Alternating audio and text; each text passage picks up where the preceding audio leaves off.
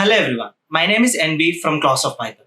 In the last video, we have seen an introduction to Python. Now it's time to write our first Python program or Hello World program. A Hello World program is simply printing a Hello World message in the output console. In order to print anything in the output console in Python, we need to use print function. It is similar to printf function in C, cout function in C++, and system.out.print in Java. Let's write the Hello World program. Print of Hello World. So now the Hello World will be printed in the output console. So generally, in order to wrap anything, any text in as a string, we use double quotes in other languages like C, Java, C++. But whereas in Python, we have flexibility to use a single quote or a double quote or a triple quote to wrap a text as a string. So let's execute this program. So if you can see here, the output is Hello World, right? So Hello World is printed. So I already said, right, we can use single quotes to wrap a string. So now single quotes are there. Let's execute this. Hello World, right? The same message is printed even if you use triple quote. Triple quote is nothing but three single quotes on both sides of the string. Let's execute this. Same Hello World message is printed. So this is how we write a simple Hello World program. But whereas in other languages, it may take a few lines, like 5 to 6 lines will be taken in order to print a just Hello World message. Now it's time to learn about the documentation section in any program. The documentation section consists of set of command lines, which gives information about the author name, date, and other details of the program. The documentation section helps anyone to get an overview of the program. Comments may appear anywhere within the program. These comment lines are simply ignored by the compiler. Generally, we write the documentation section at the top of the program in any language. In order to write this documentation, we need to use comments. In any language, there are two different types of comments. One is single line comment, another one is multi-line comment. In C, Java, C++, these comment lines symbols are different. In C or Java, C++, we use a double slash for single line comment and forward slash asterisk asterisk forward slash for multi-line comment. In Python, we use hash for single line comment and triple quotes for multi-line comment. Anything you write in between these two quotes will be ignored by the interpreter. Anything you write after this hash symbol in single line will be ignored by the interpreter. So let's say author name you want to write NB. If writing this program, you can use your name and date of the program when it is written and other details of the program. Let's say if you want to explain about the program, this is our first Python program, or this is a Hello World program, which will describe about the program, right? So this is how a documentation section is created, or this is how the comments are used. You can use these comments anywhere in the program to explain about a specific function, or to explain about a different procedure, or about a process, okay, of the program. That's it. We are done with the documentation section. Now it's time to learn about variables and their assignments. Variables are containers for storing data values. A variable is declared the moment at which we assign a value to it.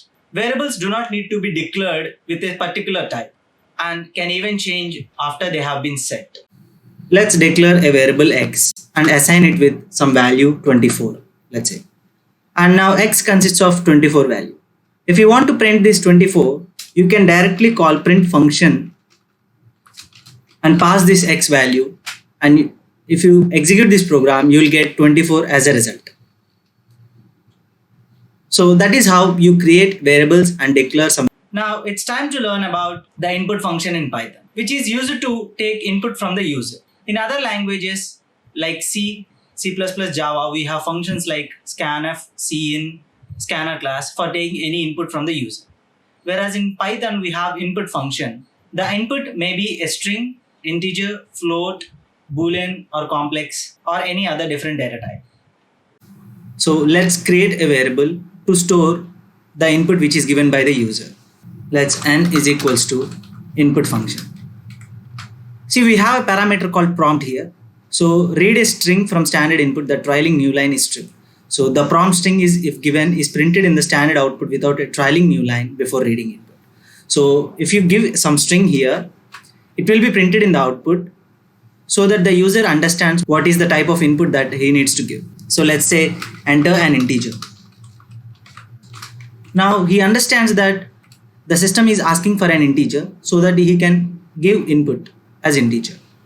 So let's print of n so that we will actually understand whether the n is storing the input that is given by the user. Let's execute this program. Enter an integer. Let's say 12. Say 12 is printed. So that is how we take an input from the user. Variables can store data of different types. Different types can do different things. Python has the following data types inbuilt by default. They are int, float, string, boolean, and complex. These are the basic data types that we initially use in Python. Let's learn about data types. So in order to save some time, I already created the program to demonstrate data types. In Python, we have integer, float, bool, complex, and string data types. So I have created 5 variables. One is n1, n2, n3, n4, n5, and printing each value after taking input and each type of that variable. So n1 is taking input from the user, and we are directly printing n1 and type of n1. Whereas in second case, we are taking input and converting to integer by using int function. So in order to convert a value, a string type, to another variables, another data types, we need to use some kind of casting mechanism. Casting is nothing but converting one type of data into another type of data. Is nothing but casting. So here input is a string. So string is converted to integer by using int function. Whereas here in third case, we are taking input and which is string. We are converting that string to float using float function. Whereas input bool, we are converting that input string to boolean by using bool function. In the same way, 2 and 4 values which are integers and converting both of them as a complex by using complex function. Let's execute this program and find out what will be the outputs. So first we need to enter anything, right? So let's say John, which is a string. So John is a value which is printed and a string. It is type of string. And if you enter an integer, we need to enter integer now because n2 will be converted to integer, right? So let's take 12. So 12 is a class int. And next, again enter some value which is float. Float means with precision. Let's say 23.254. So now 23.254 is a float value. And boolean, let's say true. Now true is a bool value, and the last case complex, we are directly passing 2 and 4, right? So 2 plus 4j is a complex number. That's it. We learned about basic data types in Python. Now we are going to learn about operators in Python. Operators are used to perform operations on variables and values. In Python, these operators are divided into 7 groups. Arithmetic operators are used with numeric values in order to perform common mathematical calculations. So there are 7 different types of arithmetic operators. They are addition, subtraction, multiplication, and division, modulus, and floor, division, exponentiation. I'll explain each one of them step by step. So we created 2 variables a and b, which is 10 and 20. And the first operation that we are checking is addition operation, a plus b. Simply we add both a and b. And next, subtraction operation, which is a minus b, which will print 10 minus 20 minus 10. And a into b. Here multiplication is denoted by asterisk. And next, a by b. Okay, a forward slash b, which returns as quotient value after division. And 13 modulus a will return the remainder after division. Suppose 13 by 10 will be 3 remainder, right? So that 3 will be returned here. So modulus operator will return the remainder after a division. And next, 13 double slash b, which returns floor division, which means suppose if we divide 13 by 10, you'll get 1 point something, right? So if you perfectly divide, but it will give you floor division operator, which means it will give 1. So whatever 1 point something will be rounded to integer, and that is called floor division. And we have exponentiation operation, which is a double asterisk denoted by, and it will give you just power of some number. Let's say 2 power 5, you want 2 power 5, then you can simply use this exponentiation operation. 2 double asterisk 5 will return 32, right? So let's execute this program. So you'll get results like, so 30 addition, 10 plus 20 30, and 10 minus 20 which is minus 10, 10 into 20 which is 200, and 10 by 20 which is 0.5, and 13 by a, 13 modulus a will be 3 because the remainder is 3, right? And 13 floor division by b, which is 0 because b is 20, right? 13 by 20 will be 0 times cancelled, 0 times. And next 32, 2 power 5 is 32. So that is how arithmetic operators are used. Let's see about comparison operator. We have created two variables a and b, and in general assignment operator is nothing but single equal to, right? So in order to make a difference between comparison and assignment, here we are using double equals to as comparison operator, whereas single equals to is nothing but assignment. Okay, assignment is nothing but the right hand side value will be assigned to left hand side variable. So here we are comparing two variables whether they are equal or not. So a equals to b, here double equal to is the symbol for equal comparison, and not equals to symbol is simply like this. So a not, okay, a not and equals to without space. Okay, that's it. So not and equals to is without space, that is called not equals to symbol, and my font makes it a different symbol. That is why if you give a space, you'll understand what is the symbol is.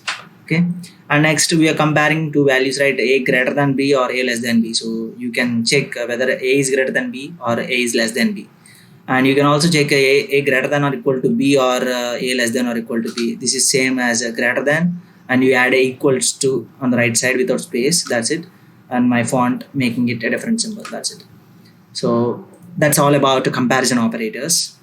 If you execute this program, so you'll get false, true, false, true, false, true, which means a equals to b will be false because a not equals to b, and a greater than b will be false because a is 10 and b is 20. So b is actually greater than a. So a less than b is true, and a greater than or equal to b will be false, and a less than equal to b is true. Logical operators are used to combine conditional statements. Let's see about logical operators. There are three different types of logical operators in Python. One is and, or, not.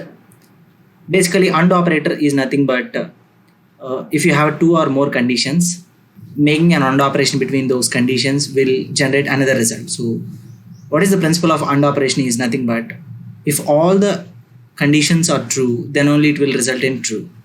If any one of the conditions using and is false, then it will return false. And or operator is something which is different. At least one input, at least one condition should be true, then it will be true. Otherwise, it won't. If at least one condition is not true, then you'll get a false. Let's say, and not operation is nothing but if you want to convert a false condition to a true, then you use not operation. That's it. Quite opposite. It will result in opposite value of that condition. So if you execute here, if you see here, x is 4, right? So x less than 5, which is true, right? True, and x less than 10, which is also true, and true will return true.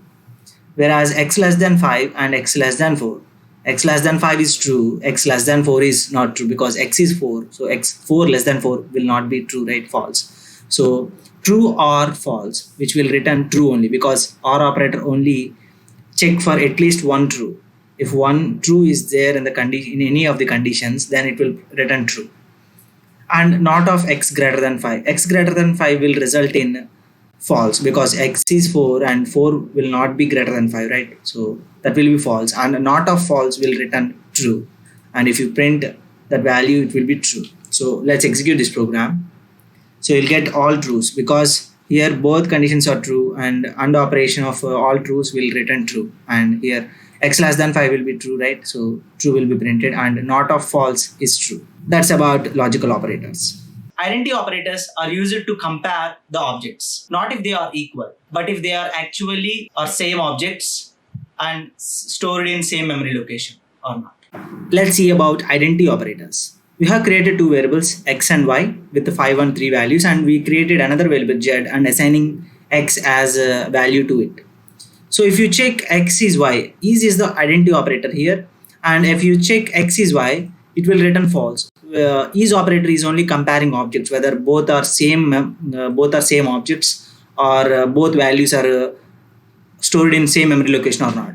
So x is y will return false because x and y not at all related. But whereas x is z will return true because z is assigned with x value. So both x and z are same objects now. So if you use is not is the reverse condition. Suppose it is not of whatever the result that is. Okay, so x is not in z. So something like x is not not refers to the same object of z. That is what we are comparing. If you print here, you'll get both as false because x and y are not same objects, whereas x and z are same objects. But you're checking inverse operation here is not, so it will return false. So that is about identity operator. Membership operators are used to check if the given sequence is present in an object or not. Let's see about membership operators. In Python, membership operators are in and not in. So x in y, generally this in operator checks whether a variable or a value is present in the given sequence or not. Suppose here x is a string OH and y is a string John. So whether OH is present in y or not, right? So if you check OH is present in y, right? So that is why x in y will return true because OH is present in y. So x is OH, so OH is present in y, which is John. And if you check y not in x, so y is John, right? So John in x, will it be true? Because it will not be true because John is not present in x, right? So only OH is there, but you need to check the entire condition. So John is a complete name and there is no John in x, so it will return false. Actually, you are comparing y not in x, so not in means you are checking for not there. So John should not be there in x, so then it will return true. So if you execute this program, you will get both trues. So x in y, so OH is present in John and John is not present in OH, so it will return both true. That's about membership operators. Bitwise operators are used to compare binary numbers. Let's see about bitwise operators. There are 6 different types of bitwise operators. They are AND, bitwise OR, negation, or you can say not one's complement operation, and XOR, left shift and right shift. So if you consider we have considered A and B as 10 and 4. If you represent them in binary, 10 means 1010, and whereas 4 means 0100. So in bitwise AND, if both the bits are 1, then only it will be 1. Otherwise, it is 0. Even in bitwise OR, if any one of both the bits are 1, then it will be 1. If if both the bits are 0, then it will be 0 in OR operation. Whereas in AND operation, you should have both the bits as 1. Otherwise, it will result in 0. And negation is nothing but one's complement of a number, and XOR is nothing but we will perform XOR operation on both binary numbers. So if both the bits are different, then we'll return 1. Otherwise, if both the numbers are same, we'll return 0. So these operations are performed bit by bit. So that is why they are called as a bitwise operator. So I will simply explain what is this bitwise AND first, and then we'll go for bitwise OR. So 1010, right, and 0100 is the result now. So 1 second, make it come in. So 1010 is 10 and 0100 is 4. So if you want to see the result, what happens is if you apply bitwise AND, it will compare each bits, right? So 1 and 0, the result will be 0, right? So both the bits are not 1, that is why we'll get 0, and 0 and 1, 0, and 1 and 0 will be 0, and 0 and 0 is 0. So the result is 0. So in decimal it will be 0. That's what it will be. The result will be that. That is how the result will be printed. And if you apply OR operation again, so let's see the OR operation, and 1 and 0, right? So one bit is 1, so we can simply say the result is 1, and 0 1 we have one bit as 1, so you can result is 1, and 1 0 1, and 0 0 will be 0. So the result is like say 1 1 1 0. So the answer is 14 in decimal, because so 1 is 8 here, 8 plus 4 which is 12, 12 plus 2 which is 14, the result, decimal result. And if you want to apply negation operation or ones complement is nothing but adding 1 to the binary number. So here the, let's say A is binary number, right? So 1010 is the binary number, and you want to add 1 to it. So you can simply add 1 to it and negate that. So 1010 plus 1 is will result in minus 1011. So which will be 11, and minus 11 is the answer. And if you want to check XOR operation, so here let's say once again XOR operation like that. So 1 and 0 XOR is 1, because if two bits are different, then it will result 1 in XOR operation. If two bits are same, it will result in 0. And here 1 0 1 1 1 0 will result in 1, and 0 0 will result in 0. So 14 answer will be, again we will get 14 here in decimal. And bitwise shift operator, so left shift and right shift is nothing but if you define some number of bit, that those bits will be shifted. Let's say B left shift of 1, which means B is generally 0 0 1 0, right? So sorry, 0 1 00, right? So 4. So we are saying that 1 bit left shift, which result in 1 bit left shift is 1000. This is the actual result. And 1 bit right shift for 4 is, so 1 bit right shift means 0 0 1 0 will be the result. So in decimal it is 8, in decimal it is 2. So these are the results that you should get. Okay, bitwise AND you should get 0, and bitwise OR you should get 14, and bitwise negation operation you will get 14 as a minus 11 as a result, and XOR operation will result in 14, and left and right shifts are 8 and 2. So if you execute this program, so 0 is the first result, and 14 which is OR operation, and negation is minus 11, and A XOR B is 14, and B left shift of 1 will be result in 8, and B right shift of 1 is 2. That's it about bitwise operator. Assignment operators are used to assign values to variables. Let's see about assignment operators. First, we are assigning a value 5 to X variable, and then we are performing different types of assignment operators. So generally these are called shorthand assignment operators. These are similarly, suppose x plus equals to 3, which represents x is equal to x plus 3. So in shorthand, we are converting that this expression is similar to this expression, but we are using shorthand assignment operator plus equals to. In the same way, addition for addition, we can use any different type of operations here. Like subtraction, you can use multiplication, division, modulus, any different type of arithmetic operators, and some bitwise AND operator, OR operator, XOR operator, and right shift and left shift operators can also be used as a shorthand assignment operators.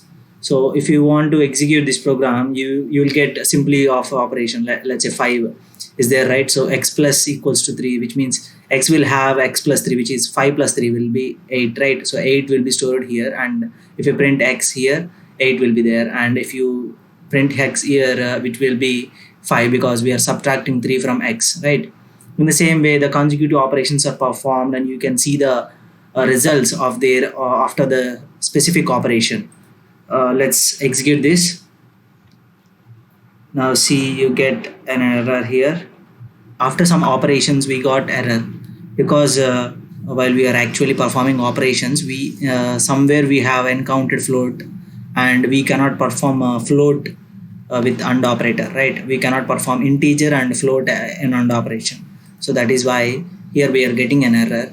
Simply you can make it as let's say, if you want to make that happen, you can simply convert x as integer. So x is equal to int of x, then you won't get this error. Let's execute this. So you're not getting any error, right? That's it. So that's all about assignment operators.